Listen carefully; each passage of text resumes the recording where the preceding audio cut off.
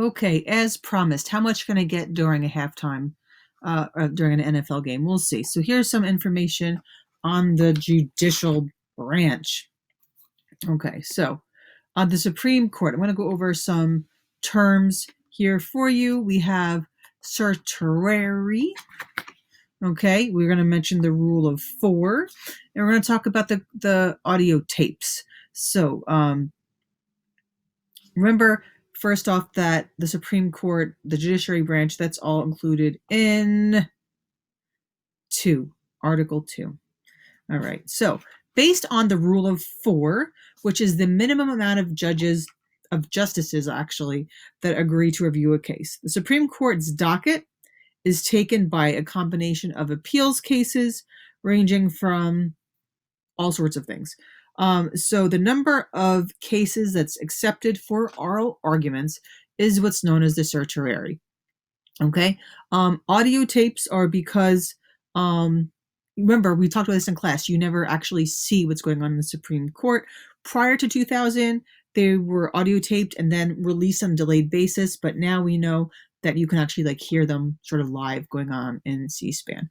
But there's 5 criteria to sort of make it to that certiorari. And a court has made a decision that conflicts with a precedent, if the court has come up with a brand new question, if one court of appeals has made a decision that conflicts with another one, if there are other inconsistencies between courts of different states, or if there is a split decision in the Court of Appeals. So what happens next? So if a writ is granted, the lower courts send their transcript to the Supreme Court. Lawyers arguing for the petitioner and the respondent submit written briefs outlining their positions.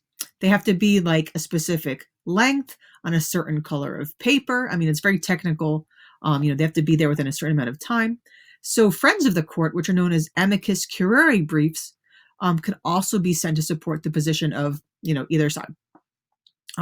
Once the case has been put on the docket, the lawyers are notified, and then they begin preparing for oral arguments, which, is very intense.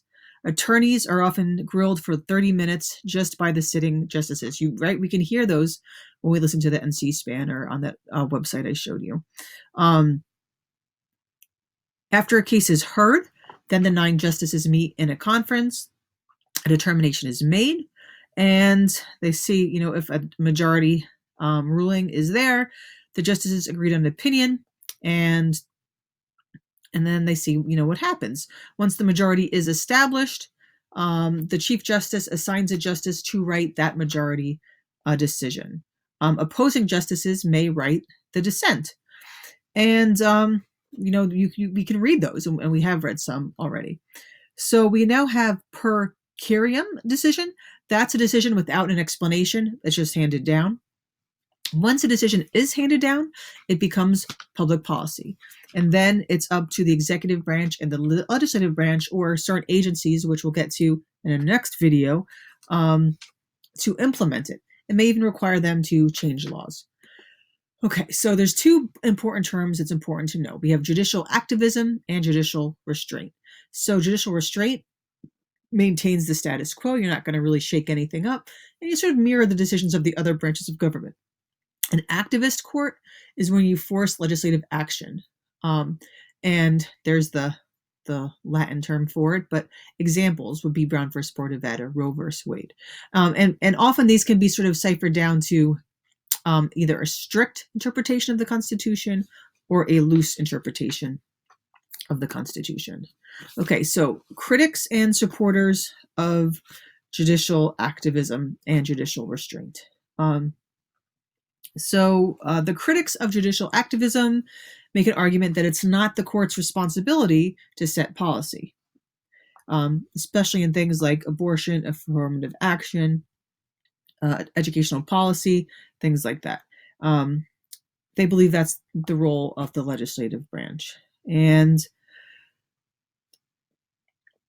we have proponents of it that say it's the responsibility of justices to protect the rights of people, especially minority interests.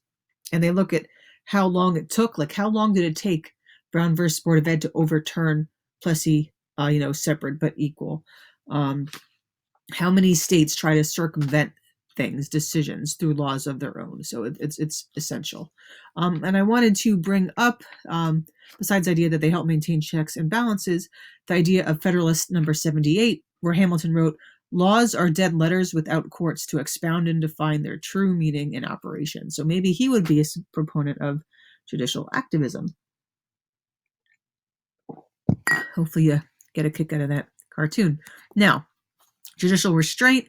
Critics of it believe that it's in the interest of the government or not realized by a court that refused to make crucial decisions. They think the federal system will be weakened by a court that allows state laws that may conflict with the Constitution to go unchallenged.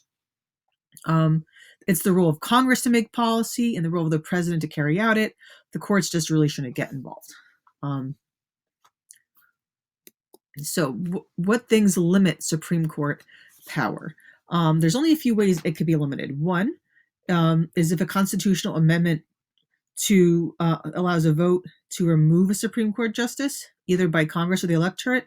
Senator Ted Cruz, he's actually advocated this after the Supreme Court ruled that same-sex marriage was constitutional. He was so upset by it, he was going to try to see if justices could be removed. Or if Congress authorizes the president to appoint more justices. We saw FDR try to do it. There was a lot of talk during the election, during the campaigns. Was Biden going to try to do it? This cartoon isn't really court packing. That's just emphasizing how many people Trump has been able to put on the court. Now, here's some examples here. So, the Supreme Court ruled that the Native Americans could not be displaced. That decision resulted in the Trail of Tears, where thousands of Native Americans were forcibly displaced from their homelands. Congress and the states have never directly disobeyed a Supreme Court decision. Congress has attempted to offer constitutional amendments. So in other words, they did sort of disrespect the Supreme Court there under Andrew Jackson. Some states tried to challenge Brown versus Board of Ed by not implementing it, but we'll learn about what happened if they tried to ignore that. All right. The next video will be on the federal bureaucracy.